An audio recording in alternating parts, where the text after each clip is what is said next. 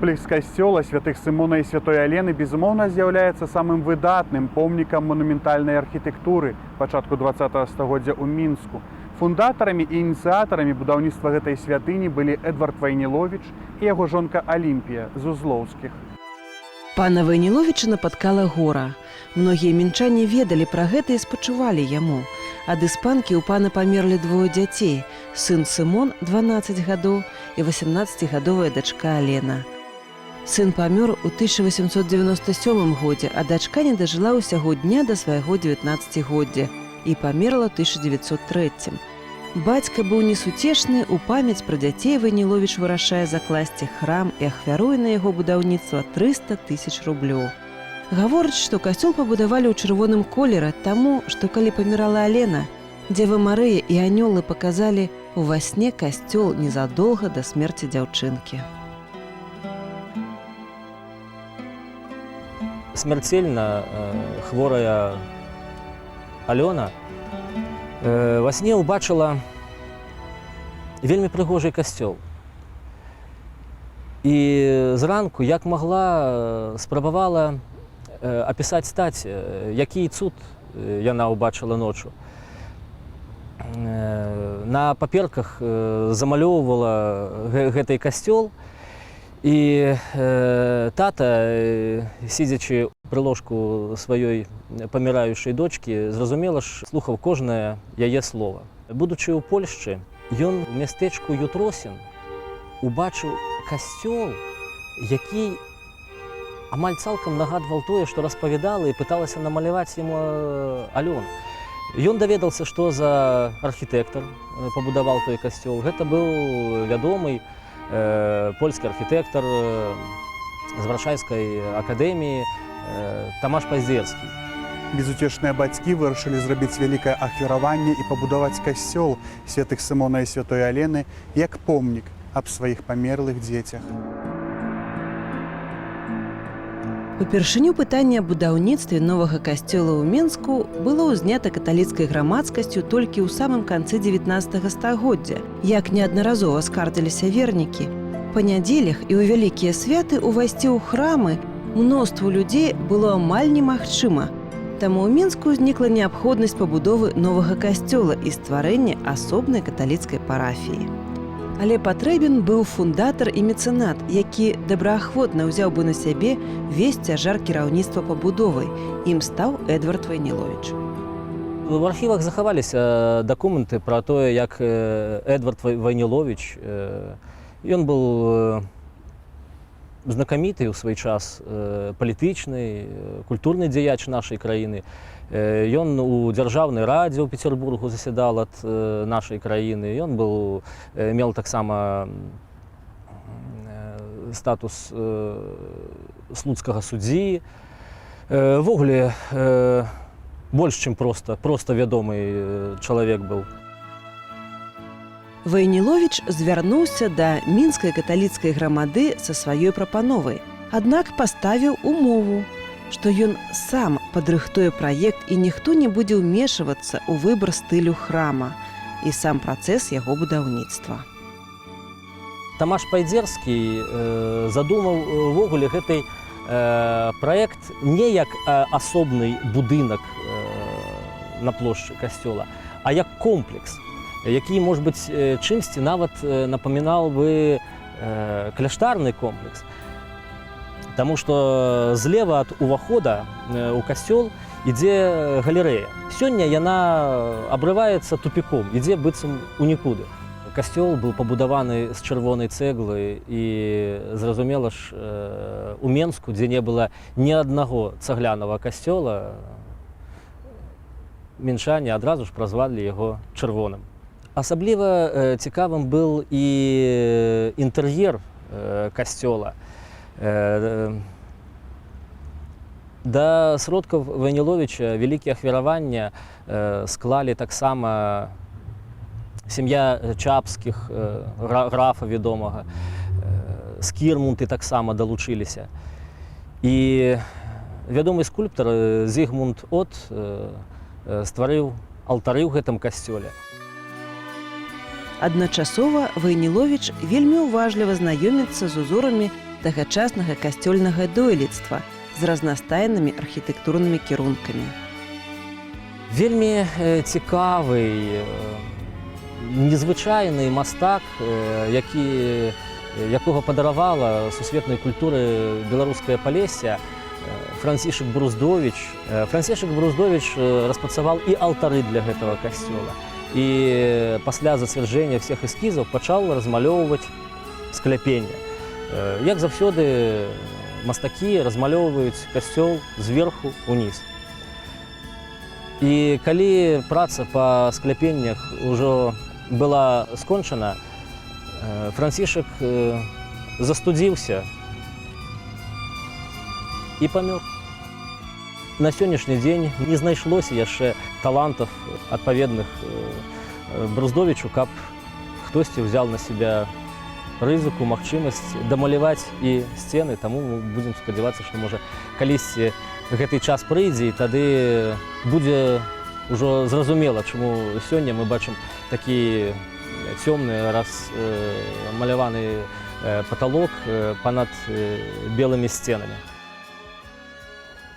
Ва ўспамінах Вайніловіча ёсць радкі, якія сведчаць не толькі аб яго выдатнай мастацкай культуры як мецэната, але і аб жаданні стварыць храм, які б сваёй архітэктурай нагадваў аб колішнім адзінстве хрысціянскага свету.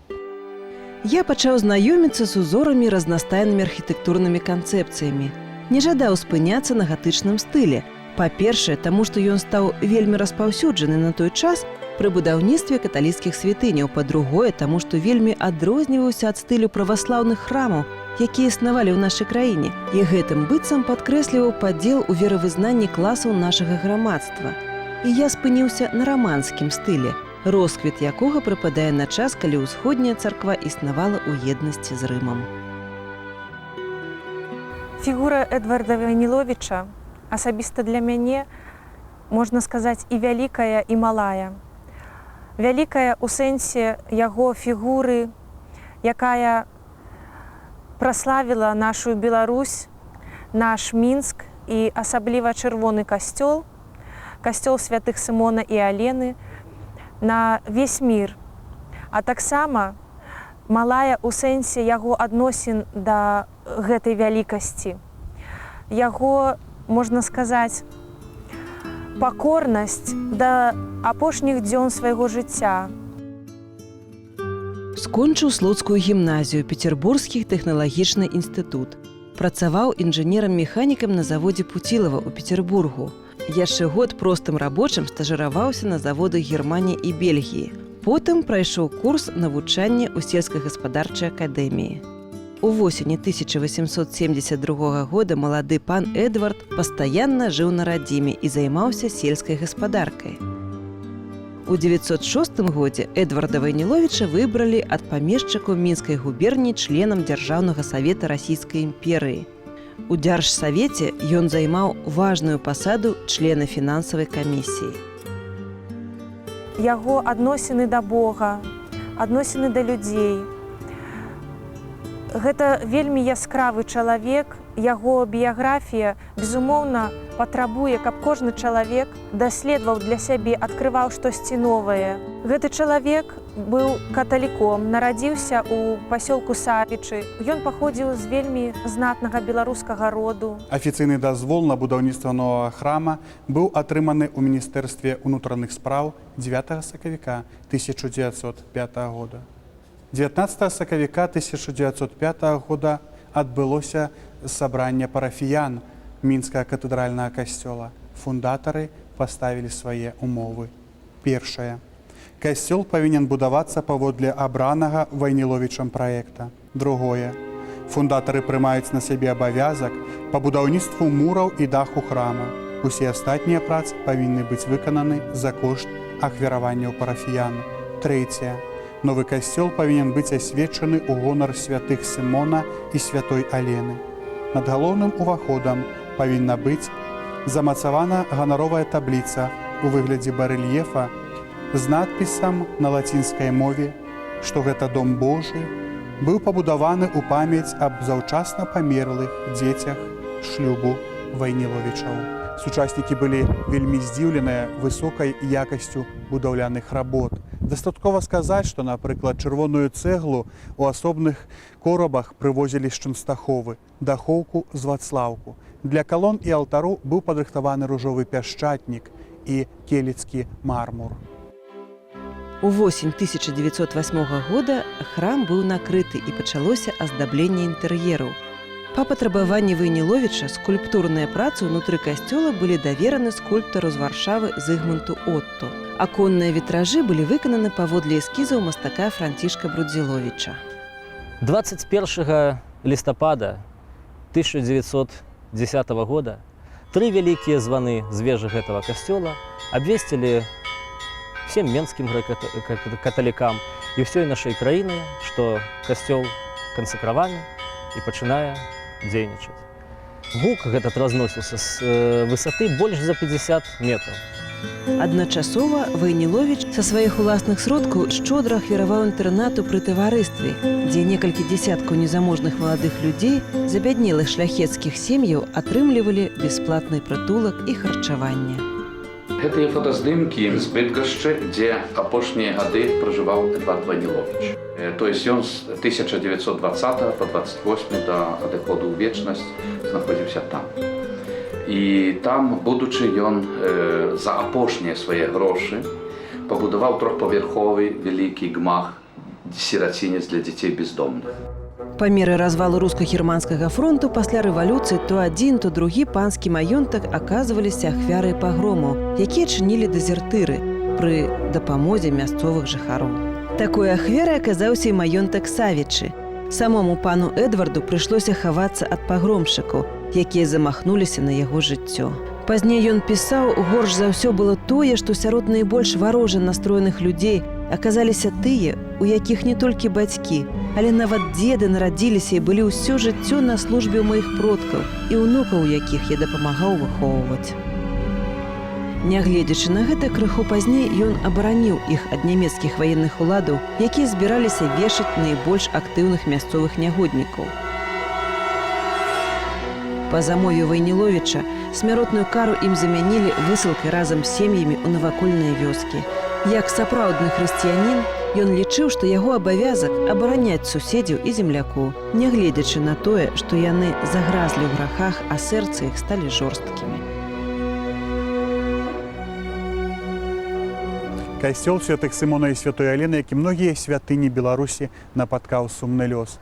У 1923 годзе нелюдзі-бальшавікі разрабавалі святыню ў першы раз. З храма было вывезена амаль усё: мэбля, гадзіннікі, абразы, посуд, бялізна і нават чарніліцы. У 1932 годзе храм быў зачынены канчаткова. Пасля гэтага яго прыстасавалі пад патрэбы дзяржаўнага польскага тэатра БССР, а перад Другой сусветнай вайной тут размясцілася киностудия. Павильоны находились на 2-м этаже. Представляете, мы туда поднимали лошадь. А он вообще небольшой по площади, а потом лошадь животное очень такое чувствительное. Она боится высоты, и вдруг что-то едет. Там 10 человек стояли, ее держали для того, чтобы можно было ее поднять на 2-й этаж и также ее оттуда спустить. На киностудии здымаліся лепшыя айчынныя стужкі. Дзяўчынка шукае бацьку, наш бронепоезд і іншае. Падчас акупацыі горада нямецка-фашысцкімі войскамі храм быў зноў адчынены.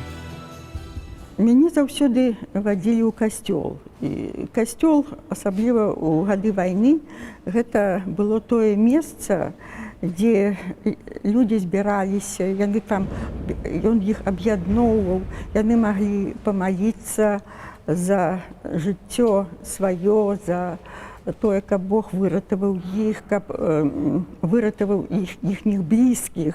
І касцёл быў такім цэнтрам, дзе збіраліся людзі.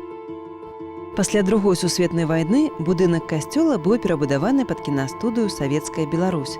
У 1945-47 да прэзбітэрыя была зроблена новая двухпавярховая прыбудова. Потым на святыні ўзнікла пагроза поўнага знішчэння. Падчас распрацоўкі праекта рэканструкцыі сучаснай плошчы Незалежнасці ў 1950-60-е гады комплекс касцёла святых Сымона і святой Алены цалкам ігнараваўся як выдатны помнік гісторыі і архітэктуры. Яго прапанавалі альбо цалкам знішчыць, альбо перабудаваць. Толькі дзякуючы намаганням грамадскасці касцёл удалося выратаваць. Надо отдать великую пашану нашим беларускім архітэктарам, мастацтвазнаўцам, якія кожны раз, калі паўставала пытанне знесці касцёл, а зразумела, такое пытанне паўставала вельмі часта, таму як это насупраць дома ўраду, насупраць Леніна, які указвае путь у светлую будучыню, хтосьці чырвонай вежай указвае нейкі іншы путь на светлую будучыню. Да яшчэ і вышэй за дом урады, не гаворачы пра фігуру Леніна. І час ад часу, зразумела, з'яўляліся прапановы знесці гэты рассаднік опіуму для народу. Але дзякуючы сапраўдным патрыётам і нашай краіны, і яе культуры, будынак стаялі, ён захаваўся. У 1990 годзе святыня была вернута рымскай каталіцкай канфесіі. Пачаліся працы па яе адраджэнні і рэстаўрацыі. Вельмі пашанцавала, што мы маем такога святара, як отец Владислав Завальнюк. Я хочу сказаць, што гэта незвычайны чалавек. Ён святар не па сваёй прафесіі, ён святар ад Бога.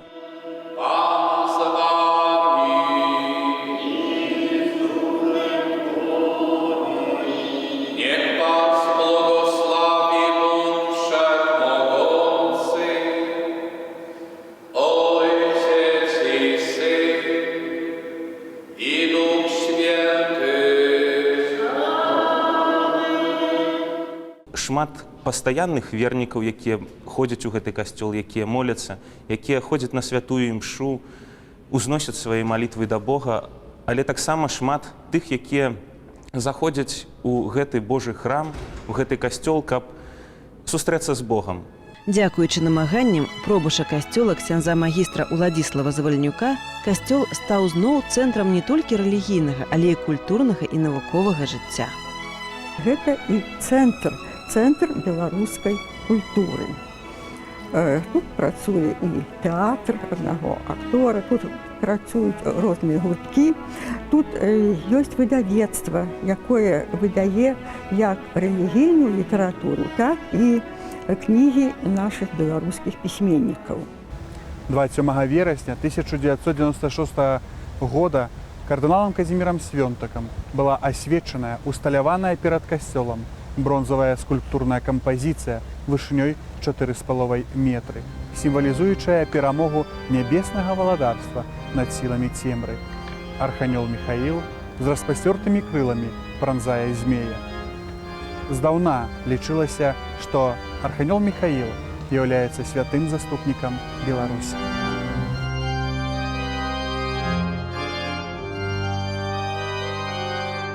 9 верасня 1998 года у святыні была адчынена бібліятэка імя Адама Міцкевіча. Яе фонды складаюць кнігі бібліятэкі, якая працавала пры касцёле, а ў 1920 годзе была перавезена ў Польшу.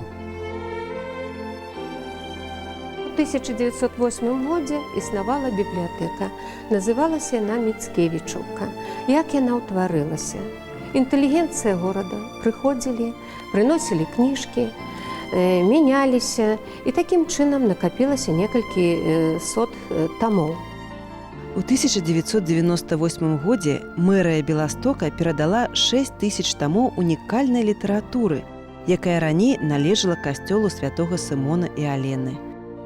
Намаганнямі нашага ксяндза пробашча Владзіслава Завальнюка мы выйшлі на Міністэрства культуры Польшы, і такім чынам у верасні была прывезена асноўная калекцыя кніг. Гэта была польская класіка.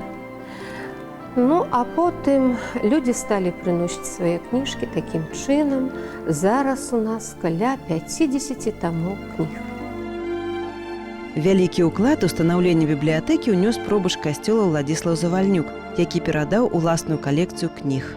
Фонд бібліятэкі пастаянна папаўняецца за кошт ахвяраванняў вернікаў, падарункаў сучасных беларускіх паэтаў, пісьменнікаў, навукоўцаў. В касцёле ёсць такая рэліквія, вельмі шанаваная праз вернікаў, як турынская плашчаніца. Вось палатно, у якое было завернута цела Господа нашага Езуса Хрыста. І вось гэта толькі вобраз, гэта копія гэтай плашчаніцы, якая знаходзіцца ў Турыне.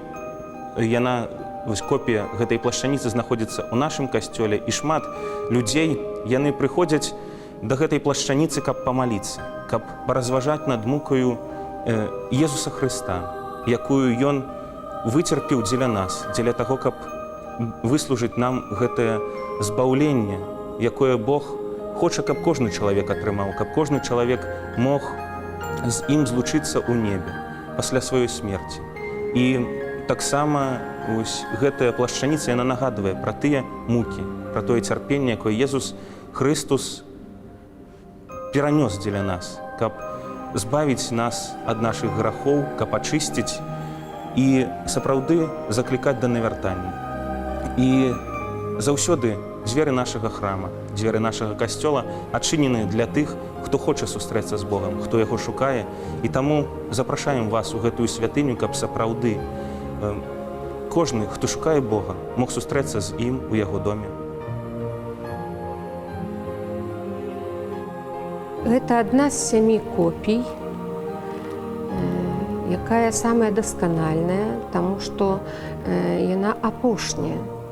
І, як правіла, 6 іншых копій знаходзяцца ў закрытых манастырах. Па праву называюць турынскую плашчаніцу 5-м Евангеліем, напісаным не пяром і чарніламі, а крывёю самога Ісуса Хрыста. І таксама наша копія, яна ўжо даследуецца нашымі вучонымі, беларускімі вучонымі. І што цікава, што тыя прыборы, якія былі пастаўлены перад плашчаніцай нашай, яны сведчаць аб тым, што ідзе нейкае выпраменьванне ад нашай копіі. І нават расліны, якія былі змешчаны каля плашчаніцы, давалі большы рост і усходы. Гэта сведчыць аб тым, што гэтая святасць, якая ідзе ад арыгінала, яна пераходзіць і на копію. Лёс жорстка прыгнятаў Эдварда Вайніловіча. Ён страціў горыч любімых дзяцей, пазбыўся сямейнага маёнтка Савіча і практычна ўсёй маёмасці. А галоўнае, знікла тое грамадства, служэнню якому прысвяціў усё жыццё. Аднак яго сэрца не страціла дабрыні, ён не адчаіўся. Вось сапраўдныя словы Вайніловіча.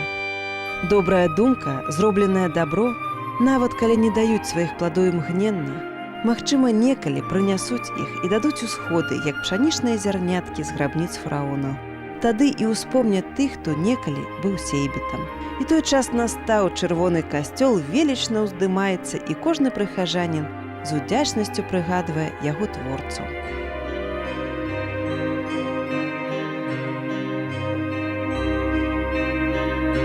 Згараў цудоўны дзень асенні, лісты кружыліся наўкола, а я стаяў у захапленні каля чырвонага касцёла. Шумела плошча неўгамонна, нібы не ведала, не знала, што дабрадзейная Алёна мяне з табой благаслаўляла. Каля